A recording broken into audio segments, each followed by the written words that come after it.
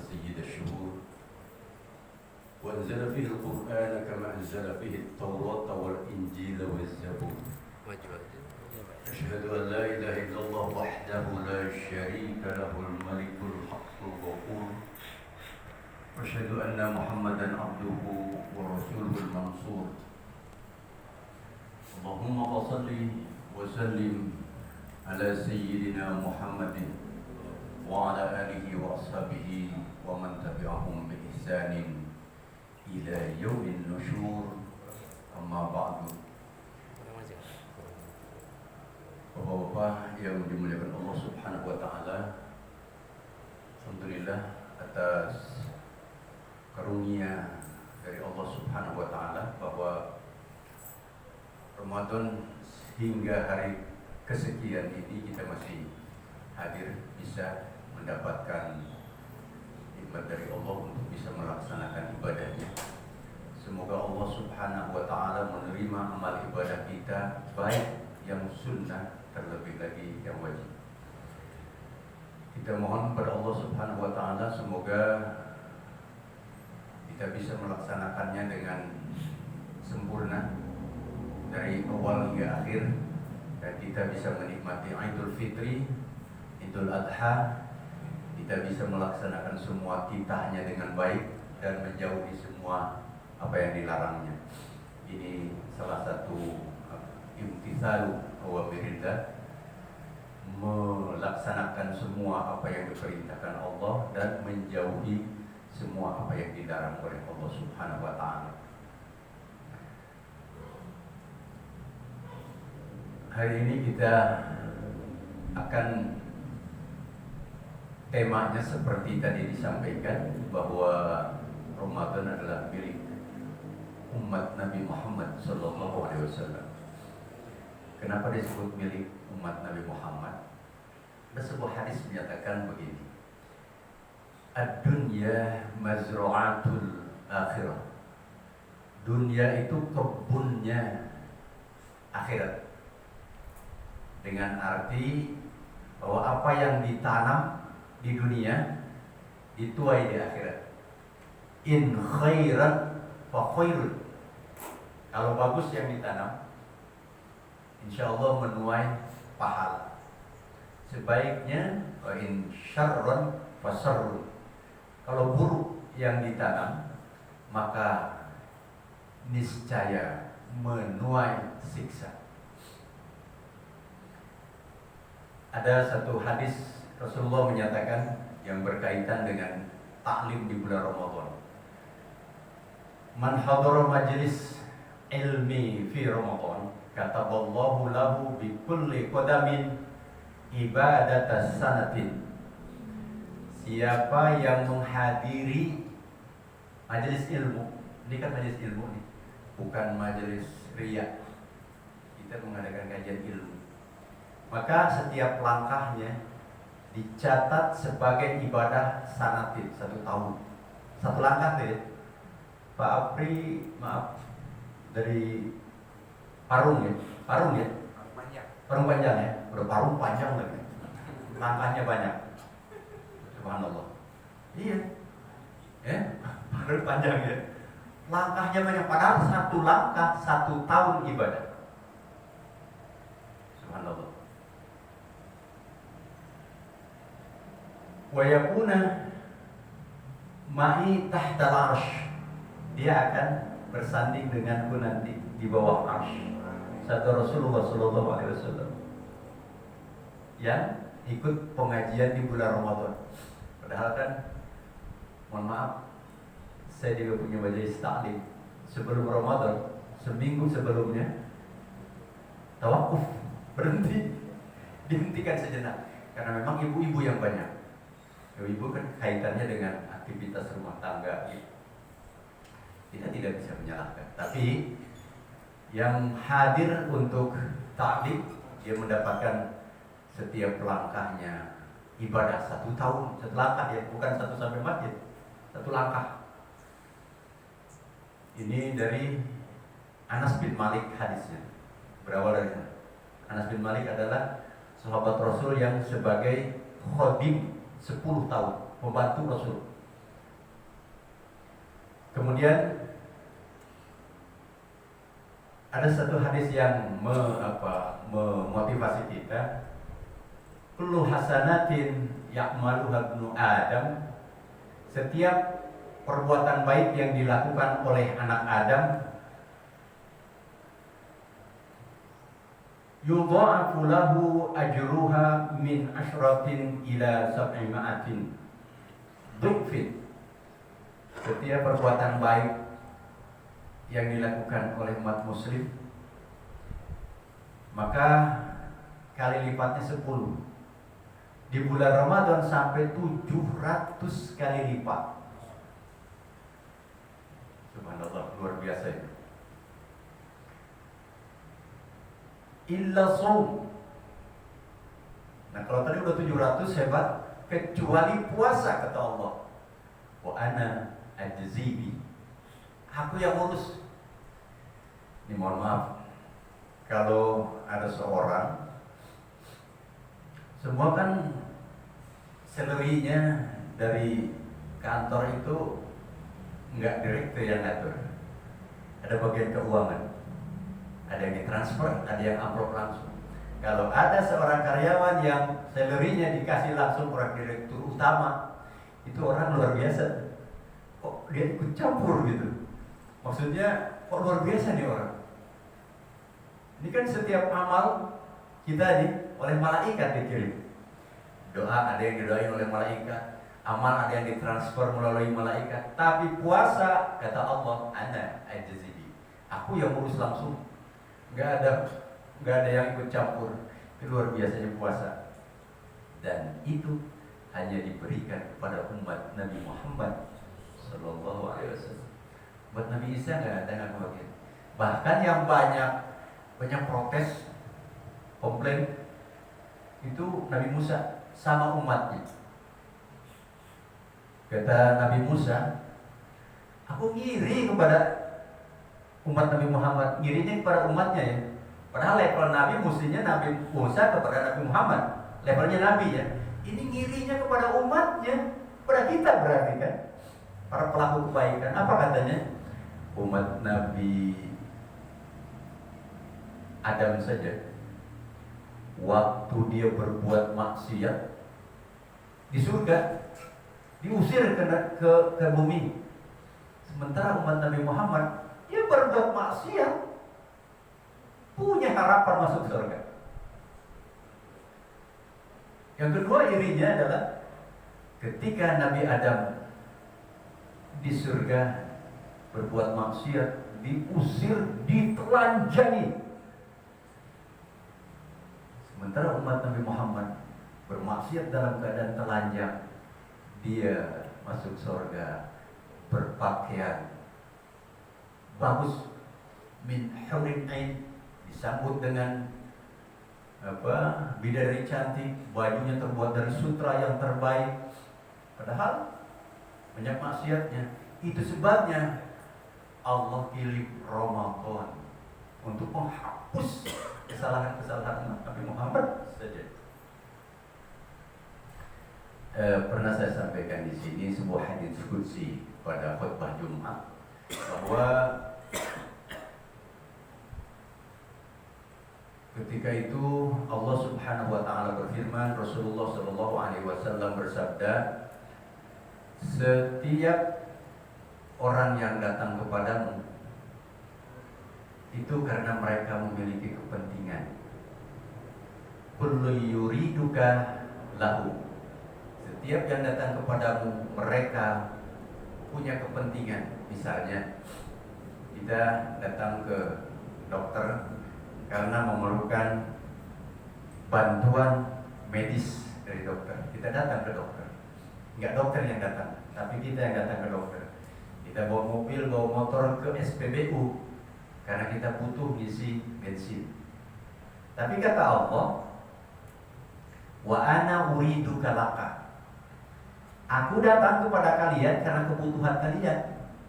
Karena Allah itu ana ghaniyyu. Aku sudah tidak butuh apa-apa. Wa anta faqirun ilayya. Kalian yang butuh aku kata Allah.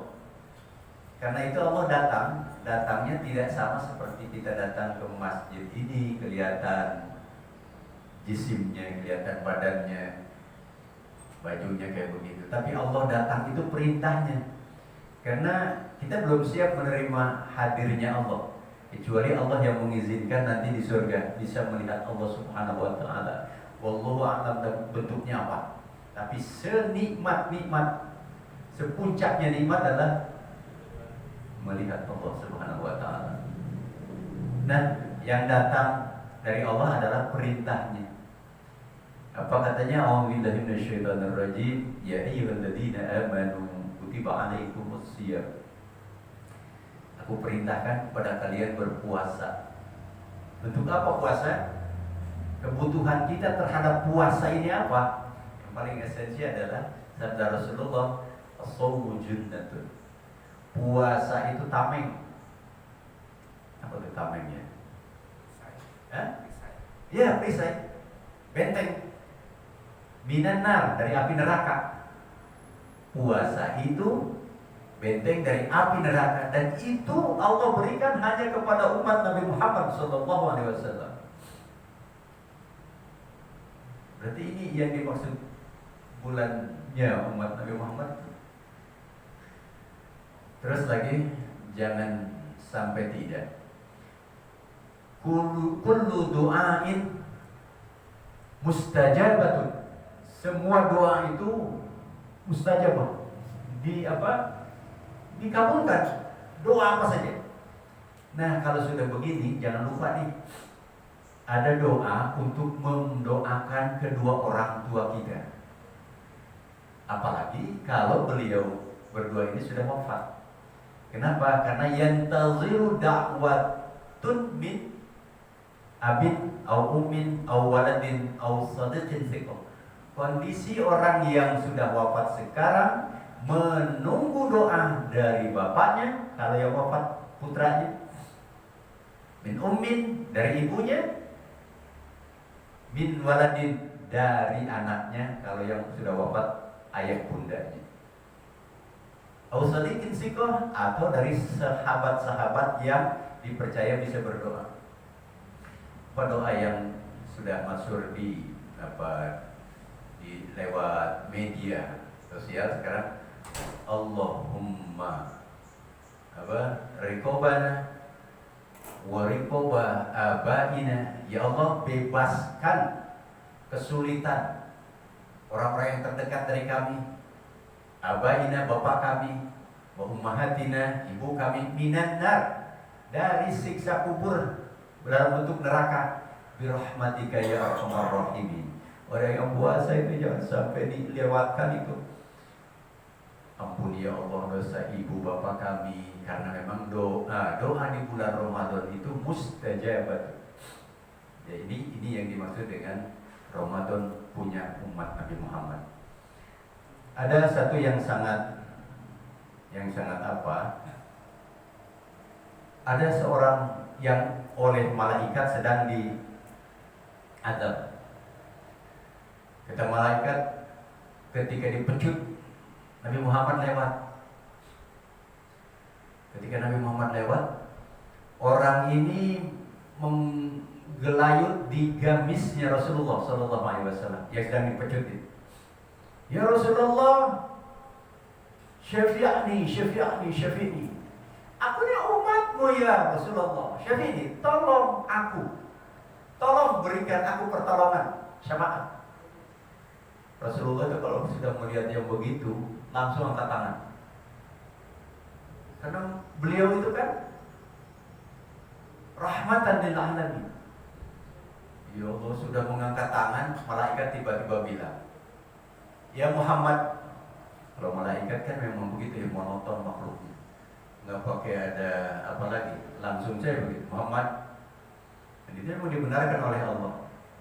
Kata malaikat, hasamtu Ramadan. Dia itu dibenci sama Ramadan. Kok umat Nabi Muhammad ada yang dibenci Ramadan? Malaikat menjelaskan.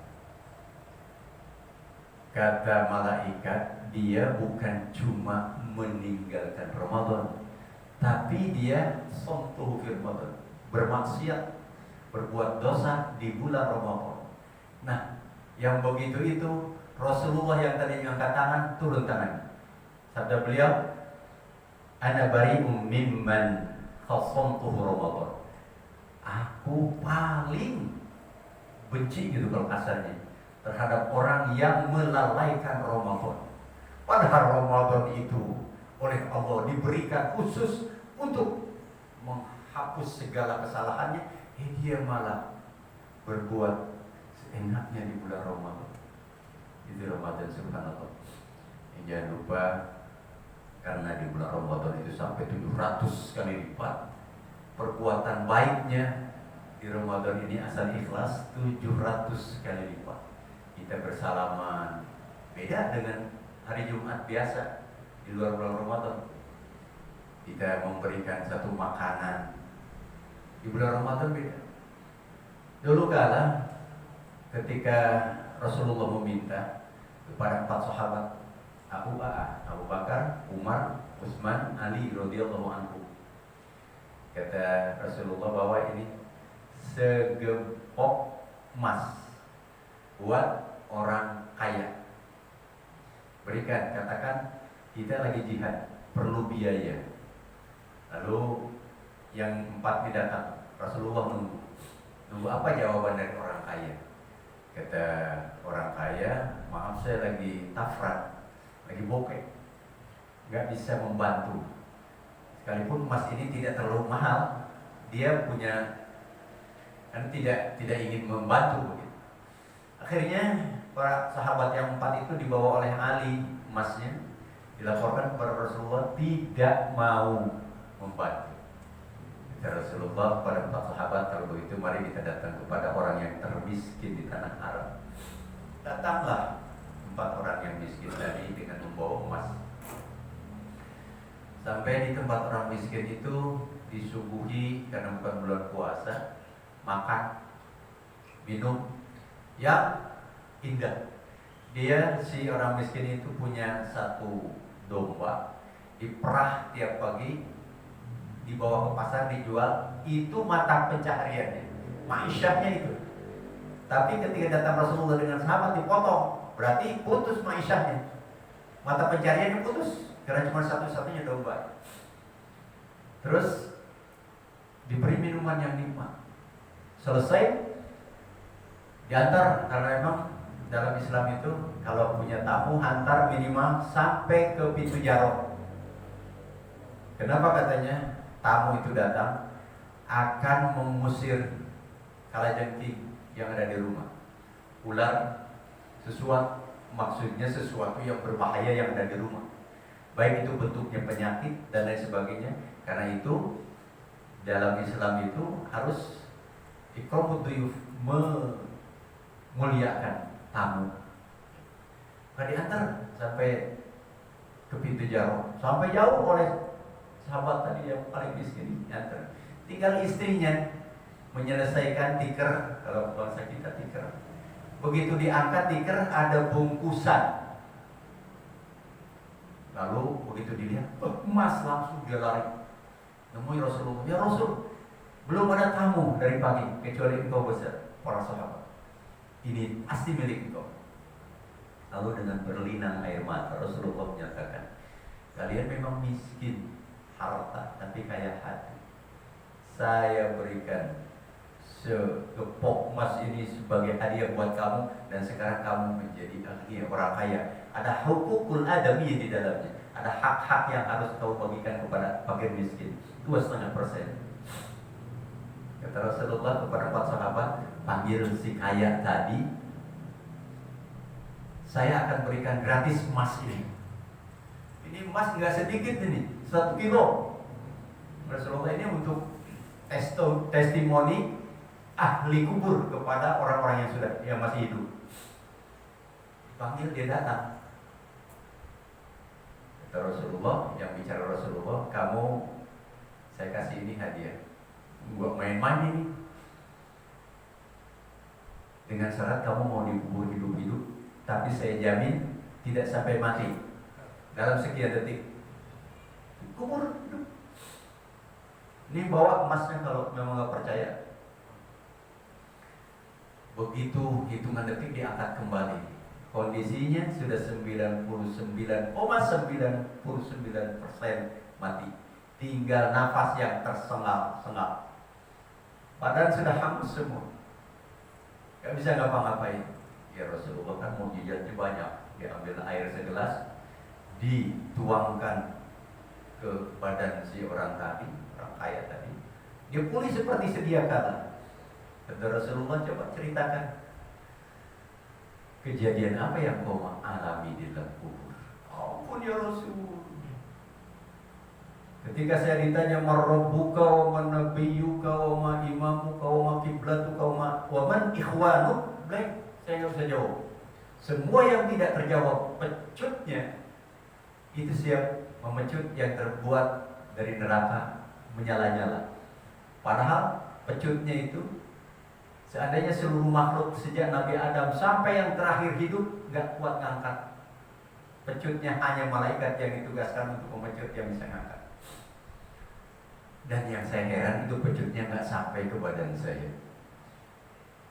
Dipecut dari arah barat, timur, selatan, utara. Itu nyangkut, ada pohon yang nyangkut di belakang. Ujung pecutnya nyangkut. Gerakan apa ini ya Rasul? Saya heran. Emangnya kata Rasul kepada orang kaya, kamu tadi sebelum kesini ngapain dulu? Tadi kan tamu engkau ya Rasul. Dan saya biasa ngasih kurma, sudah kebiasaan kalau ada tamu tuh masing-masing sebutir. Kaya ngasih sebutir. Tapi memang ikhlas. Oh itu, iya. Itu makanya ittaqun nar, sabda Rasulullah dalam hadisnya, walau bisyikki tamr. Kalau kamu takut oleh siksa api neraka, sering-sering bersedekah sekalipun hanya dengan sebutir biji kurma besar. Itu buktinya. Pecut itu nyangkut di belakang pohon kurma. Yang membantu bentuknya kurma itu pertolongan Allah. Sedekah tuh kayak gitu ya. Terus ya Rasul, belum lagi habis keheranan saya dijabak oleh malaikat karena nyambut terus, dilempar ke dalam neraka yang sedang bergejolak. Tapi neraka itu datang ya gerimis, mati nerakanya. Gerakan apa ini ya Rasul? Keheranan saya lebih hebat lagi. Memang selain ngasih kurma apalagi? Ya saya ngasih segelas minum. Karena kan orang kalau minum kurma manis rada seret lah. Harus ada airnya untuk pelarutnya. Nah itu makanya sabda Rasulullah,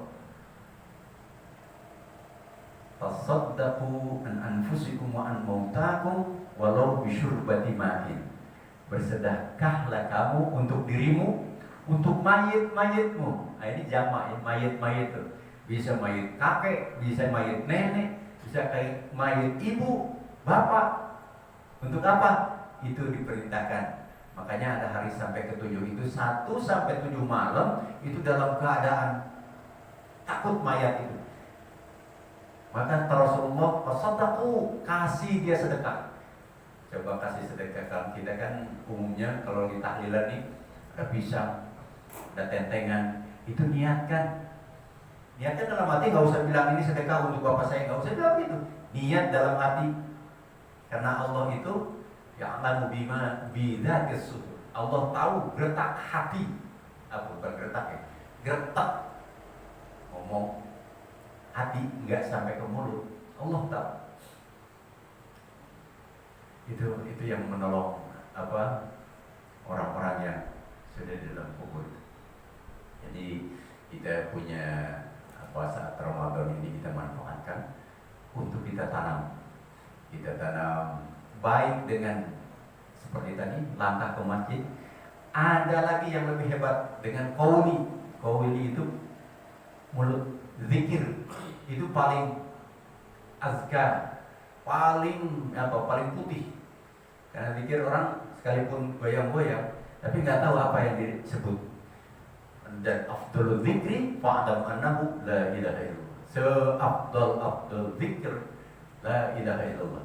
Karena itu Rasulullah memberikan satu jaminan, siapa yang berzikir 70.000 kali kalimat la ilaha illallah diperuntukkan untuk kedua orang tuanya, ikun binannar, niscaya orang tuanya yang dalam kesulitan di kubur itu dibebaskan dari api neraka dengan 70.000 kali kalimat la ilaha illallah. Karena tidak diharuskan satu majelis, satu hadapan, maka boleh kredit. Karena kita kan kreditur, kita kredit, boleh kredit.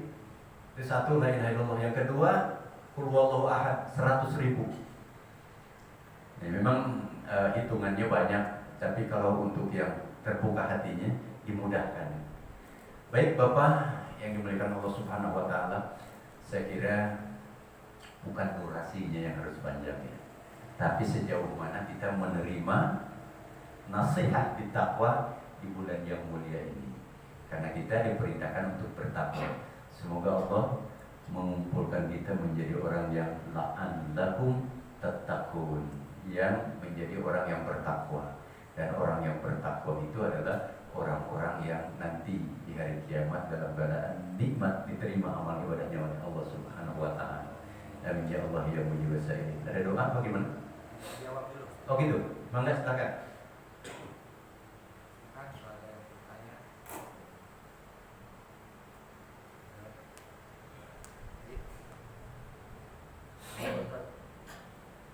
Allah kan maha tahu isi hati manusia yang mau mengucapkan itu.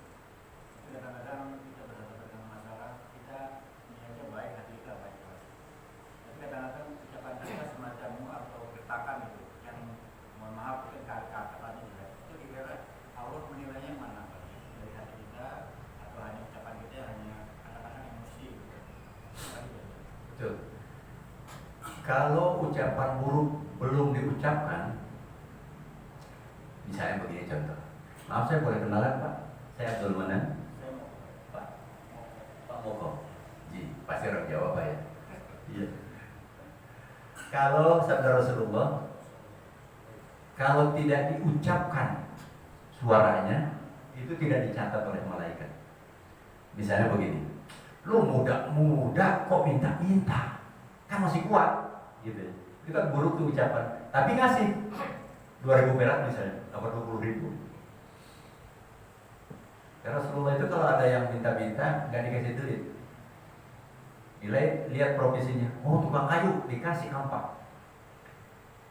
Buat apa? Nyari kayu di hutan, jual. Itu lebih baik bagi kamu. Tapi kalau di dalam hati saja, orang kok keren-keren gini, minta-minta, itu belum dicatat buruk oleh Allah. Dan Allah memang mengatakan, ada di dalam surat Al-Furqan, bahwa Innallaha ya'lamu bima bidatis sudur. Allah itu maha tahu keretak hati manusia.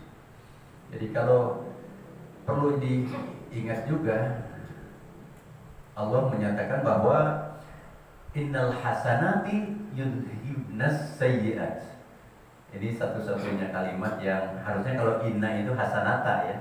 Tapi ini hasanati. Innal hasanati yudhibnas sayyi'at. Perbuatan baik itu menghapus keburukan. Jadi mudah-mudahan dengan memberikan sesuatu, kalau ucapannya keluar kurang baik diterima, itu menghapus keburukan.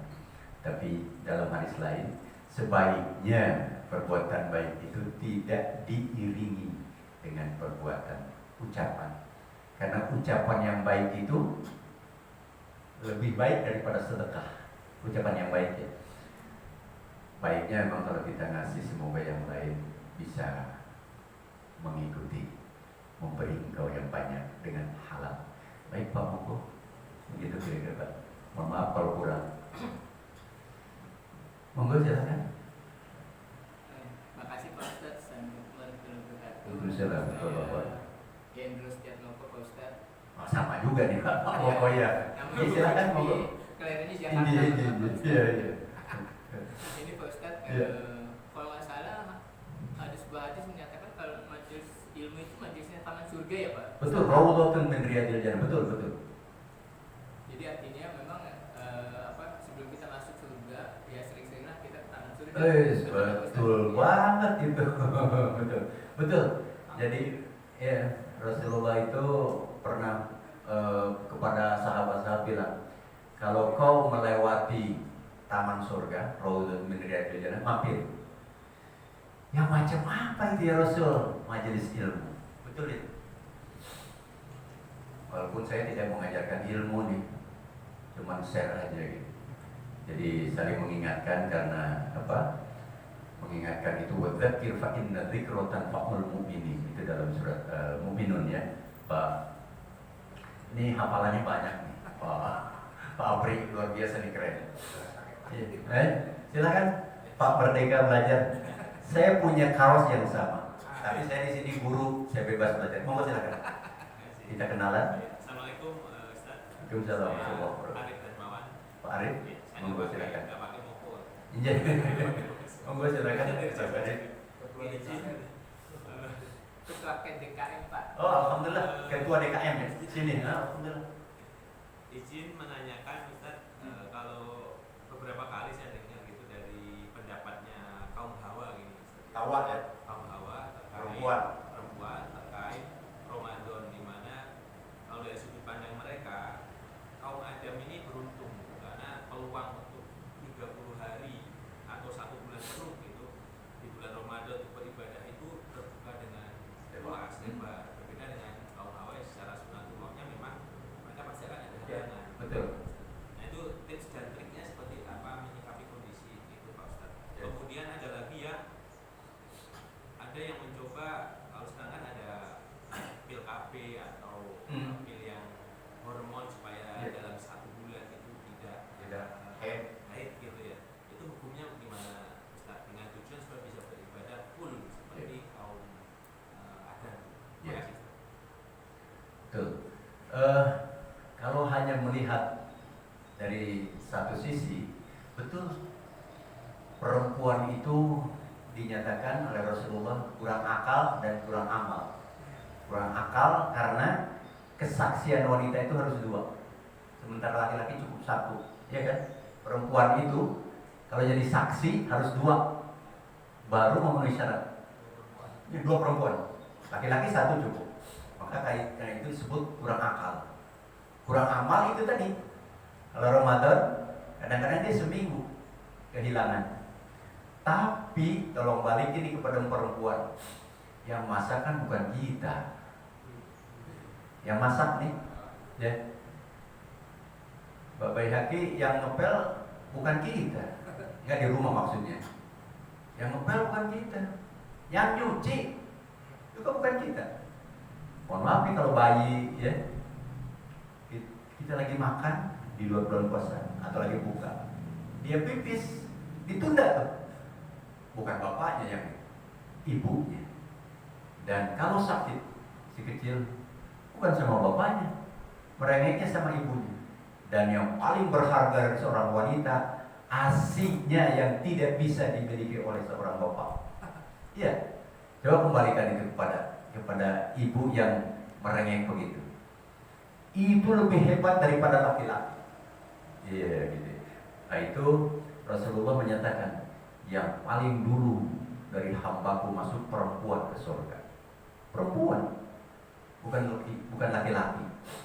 Tapi kenapa kata Rasulullah ketika Isra Mi'raj, Ra'aitu biha aktsara an-nisa. Kebanyakan perempuan penghuni neraka adalah perempuan. Rupanya bukan perempuan orang Ciputat, orang Israel, orang Tel Aviv, gitu. Yang tidak tutup kudungan, gitu ya. Yang tidak taat kepada suami, tidak taat kepada agama. Tutup kudungan kan bukan pada suami, pada Allah. Perintahnya ya, perintahnya. Maksudnya pakai jilbab untuk orang.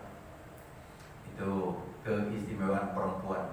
Dan perempuan itu cuma 4 hal saja masuk surga bebas, ditawarin bebas. Tidak. Perempuan itu idza somat syahroha, kalau dia puasa di bulan Ramadan, maksudnya bukan dalam keadaan halangan, tapi dia tidak malas di bulan Ramadan puasa. Idza shalat syahruha, kalau dia sudah puasa di bulan Ramadan, wa ata'at zaujaha, taat kepada suaminya, wa shalat khamsah, salatnya 5 waktu, terus wa hafizat farjaha, dan menjaga harga dirinya ketika suaminya tidak ada. Udkhuli jannati bi ayyi abwabi syitti, dia masuk surga dengan 4 tadi ya. Taat kepada suami, puasa di bulan Ramadan, sholat 5 waktu, dan dia menjaga kesucian. Maksudnya menjaga kesucian itu diantaranya ketika tidak ada suami, dia juga pakai kerudung ketika keluar. Maka udkhuli jannati min ayyi abwabil jannati syi'ti, silakan kamu masuk surga dari pintu apa yang kamu mau. Pintu taat pada suami, pintu puasa, pintu sholat. Begitu keistimewaan perempuan. Pak Ari, dan saya kalau kurang puas, karena yang harus memuaskan bukan saya. Mohon maaf, belum puasa. Nampaknya sudah jam 1. Apa kantor sudah mulai lagi jam 1? Gitu ya. Ya. Kita berdoa semoga Allah Subhanahu wa taala mengabulkan doa kita. Taklim kita diterima oleh Allah dengan berbagai kenikmatannya dari Allah Subhanahu wa taala. A'udzubillahi minasyaitonir rajim. Bismillahirrahmanirrahim. لأجل الصحة والعافية والسلامة والفتوح في العلوم والمعرفة والبركة من الأموال والأولاد والمكاسب ولحصول جميع المقاصد والمطالب إلى حضرة النبي الفاتحة. أعوذ بالله من الشيطان الرجيم. بسم الله الرحمن الرحيم. الحمد لله رب العالمين الرحمن الرحيم مالك يوم الدين إياك نعبد وإياك نستعين اهدنا الصراط المستقيم صراط الذين أنعمت عليهم غير المغضوب عليهم ولا الضالين آمين يا رب يا رب السائلين. اللهم صل على سيدنا محمد وعلى آل سيدنا محمد. اللهم اغفر لنا ولوالدينا وارحمهم كما ربنا صغارا.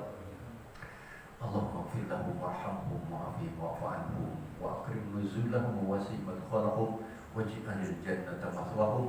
اللهم ربنا تقبل منا صلاتنا وصيامنا وقيامنا وأورادنا وركوعنا وسجودنا وتخشعنا وتضرعنا وتعبدنا وتمم تقصيرنا يا الله يا مجيب السائلين برحمتك يا أرحم الراحمين. ربنا آتنا في الدنيا حسنة وفي الآخرة حسنة وقنا عذاب النار وقنا عذاب النار وقنا عذاب النار. وصلى الله على سيدنا محمد النبي الأمي وعلى آله وصحبه وسلم. سبحان ربك رب العزة عما يصفون. سلام على المرسلين والحمد لله رب العالمين. السلام عليكم ورحمة الله وبركاته. Waalaikumsalam.